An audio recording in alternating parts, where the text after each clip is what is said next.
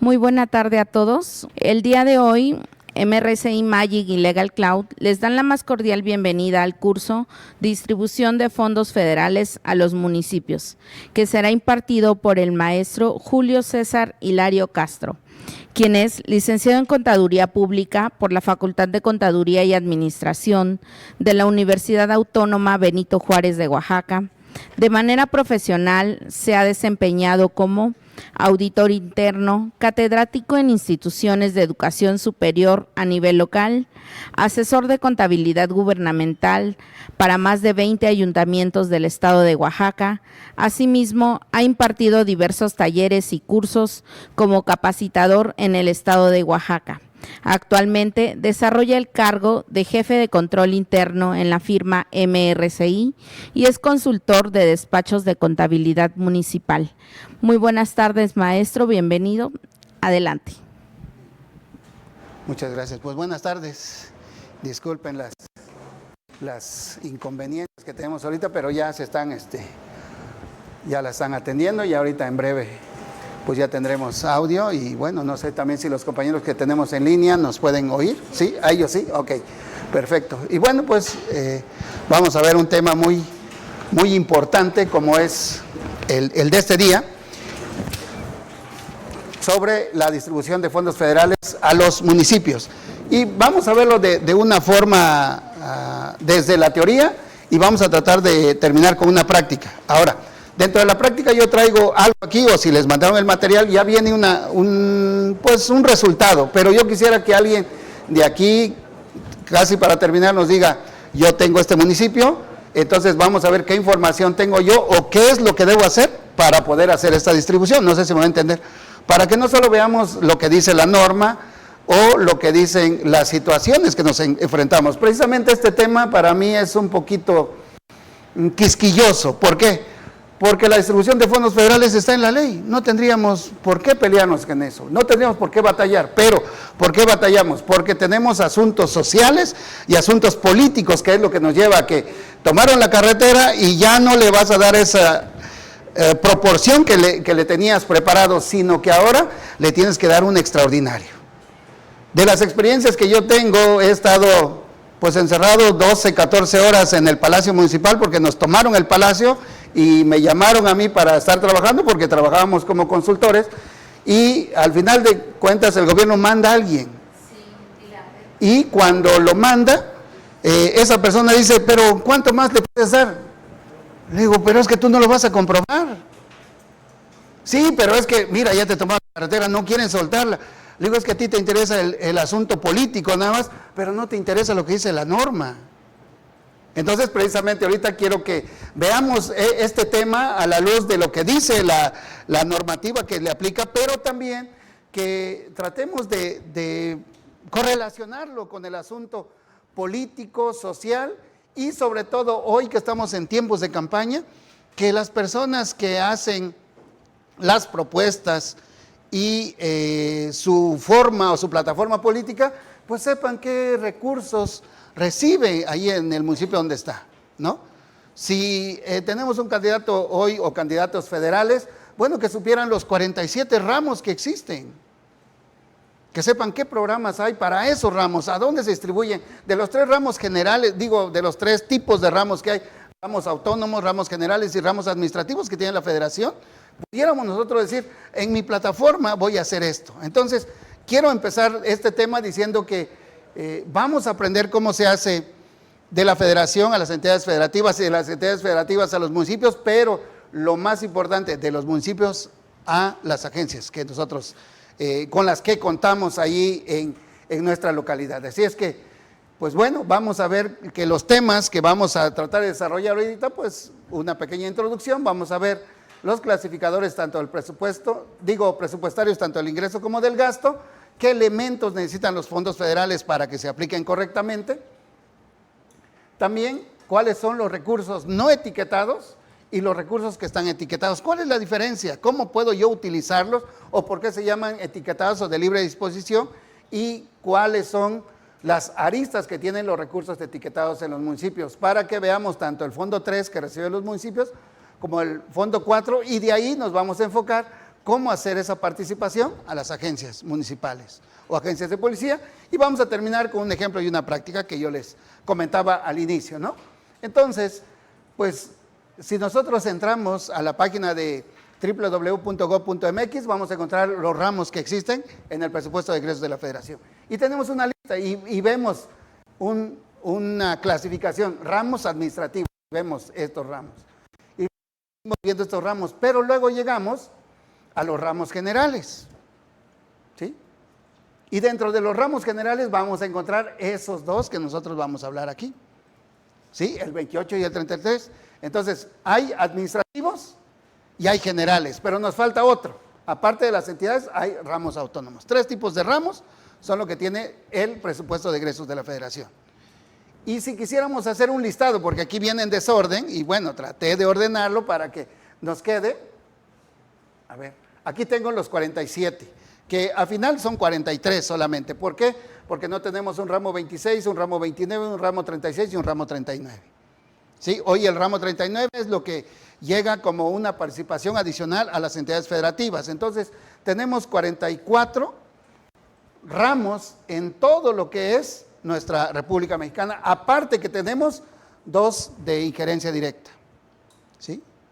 Entonces, todos estos están en el presupuesto de egresos de la Federación. Es importante saberlos porque cuando decimos ramo 28, ramo 33, pero no existirá un 27, un 25, un 24, 23, pensar solamente, ¿no? O sea, digo, si está en la ley, si está en la norma, pero hacerle una pregunta a eso.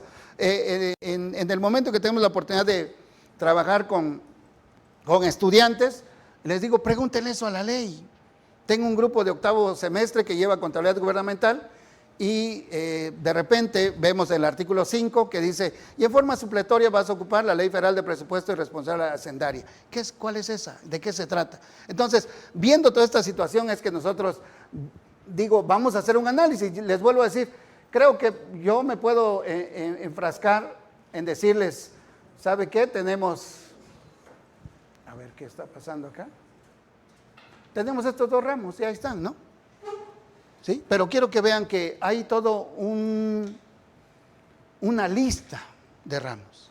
Pero hay ramos, y aquí ya los tengo desarrollados por autónomos, por administrativos y los generales. Nosotros participamos de los generales, ¿sí? Como Estado y como municipios, ¿sí? Y para nosotros, esos ramos que nos participan, esos recursos de los cuales participamos, es parte del gasto federalizado, ¿no? Nosotros, nuestra República Mexicana, pues tenemos una descentralización por los recursos. Si usted recuerda y hacemos un poquito de historia, en el 97 se vino esta reforma y empezó a aplicar en el 98. Del 96, 97 o 95, 94, nadie quería una presidencia municipal. ¿Sabe por qué? Porque no había dinero. El dinero que tenías era el único que recaudabas ahí en tu localidad. Y si no recaudabas predial, ni agua, ni todo lo demás, pues nadie quería. Pero en el 98, oiga, hasta esta fecha, se han matado entre ellos. Porque hay dinero. Yo he estado en algunos municipios, no voy a decir el nombre, pero que reciben más de 200 millones al año. ¿Cómo se distribuye? ¿No? Tenemos 5 municipios fuertes en el estado de los 570. He estado en uno de ellos donde cuando veo 206 millones, ¿cómo lo distribuimos? Entonces creo que esto es por el gasto federalizado que tenemos que hacer. Por eso le digo, hoy, pues a partir del 98 ya tenemos recursos que nos llegan por diferentes ramos, por diferentes fondos a nuestras localidades. Y bueno, cuando nosotros recibimos recursos de la federación o de las entidades, el ramo 39 ahora es la participación y aportaciones federales para entidades federativas. Este es el PAFEF, ahora es el ramo 39, del cual nosotros ahorita vamos a ver en qué lo podemos ocupar y cómo lo podemos obtener, que también es algo muy importante, y en su caso también hay convenios de descentralización, ¿no? Recuerdo que en uno de los municipios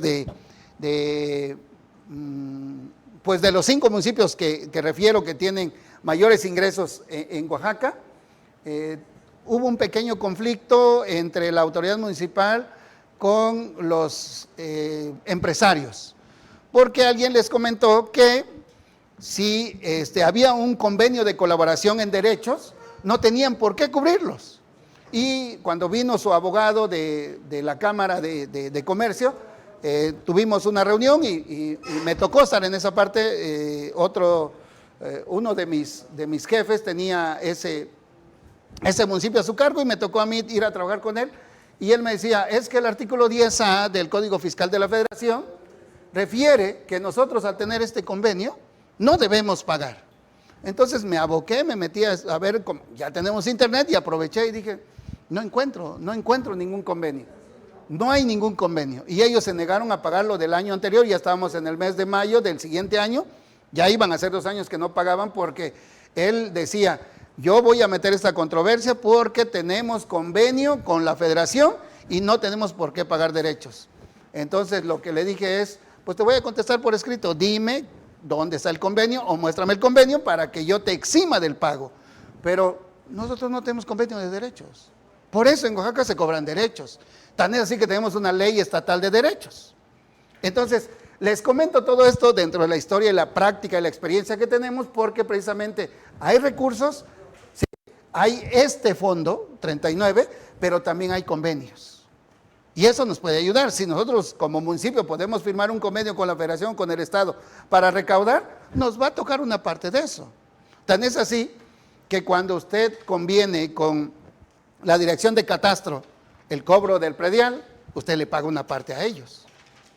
¿Sí? ¿Por qué? Porque es lo mismo, estamos haciendo un convenio. ¿Sabes qué? Todo notario que venga y haga una traslación de dominio, ¿sí? Cóbrale tú, dale su hoja y cuando ya le llegue al Estado, que el Estado me lo devuelva. Entonces, esta es una parte como se puede hacer este convenio. Hay que firmarlo por lógica, ¿no? Entonces, en algunos lados creo que hay que ponderar si nos conviene o no nos conviene, porque de los 570 municipios, creo que el 60% no cobra predial, ¿sí? Y el predial es una base para precisamente estos fondos que tenemos aquí. Bueno, pues entonces precisamente esto es lo que vamos a ver y recibimos este tipo de recursos. Cuando hablamos de descentralización es ¿para qué? Para que no desde la federación nos digan, oye, te voy a dar todo esto. No, también el Estado se obliga a hacerlo. Para eso va a recibir los recursos que va a tener ahí, ¿sí? Entonces nosotros para dentro del gasto federalizado vamos a analizar el 28 y el 33, que es lógico que también nosotros podemos acceder al de previsiones y aportaciones para el sistema de educación básica, que hoy está así, y lo que le decía, el 39, programas de apoyos federales para las entidades federativas, y hay convenios, ¿no? Lo que ya mencionaba ahora, solamente lo tenemos aquí en otra lámina. Pero, ¿qué es una participación federal? Porque si usted nota aquí en la... Mire la diferencia, los dos son federales, pero nada más las palabritas. Uno es participación y otro es aportación. ¿Cuál es la diferencia? ¿Por qué tiene ese nombre? Entonces, quiero irme al estudio de esto para que digamos, mira, la participación, ¿sí? La participación es recurso que transfiere la federación a las entidades y las autoridades las ejercen libremente. Cuando hablamos de participaciones estamos hablando o refiriéndonos a recursos de libre disposición. No hay etiqueta para eso. La única etiqueta que podemos ver es que tenemos que comprobarlos, ¿sí? Y justificarlos. Es la única etiqueta. Y que deben estar presupuestados, por lógica. Pero, a diferencia de las aportaciones, vamos a ver cuál es la diferencia. Pero participaciones son recursos que se pueden ejercer libremente. ¿Sí me va a entender hasta ahí? Esas son las participaciones. Mientras que las aportaciones son recursos etiquetados o condicionados. ¿Y qué es la condición o qué tipo de condición nos da la federación? Nos dice en qué se va a gastar. No es como esta de libre disposición, digo yo en donde quiera me lo gasto. No, aquí me condiciona y no solo me condiciona, me dice, y también te voy a decir en qué te lo vas a gastar. Esa es la diferencia. Entonces, eso quiero que vayamos notando entre lo que es una participación y lo que es una aportación. ¿Sí? Entonces, cuando vemos que hay aportaciones federales, nos estamos refiriendo a recursos ya específicos, bueno, pues tiene que ver con lo que tiene que hacer el Estado para poder hacer esta situación. Y hay muchos fondos, o más bien hay 8 fondos del ramo 33, pero nosotros nos vamos a centrar en 2 fondos de ese ramo. Y nos vamos a referir al Fondo de Aportaciones para la Infraestructura Social y al Fondo para el Fortalecimiento de los Municipios. ¿Sí? Por sus nombres FIS y Fortamun, que ya en los municipios lo conocemos como FISMUN.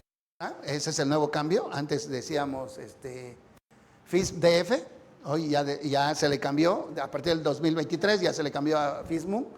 Y el Fortamun DF, que todavía ese no cambia. Eso es lo que reciben los municipios en cuanto a aportaciones.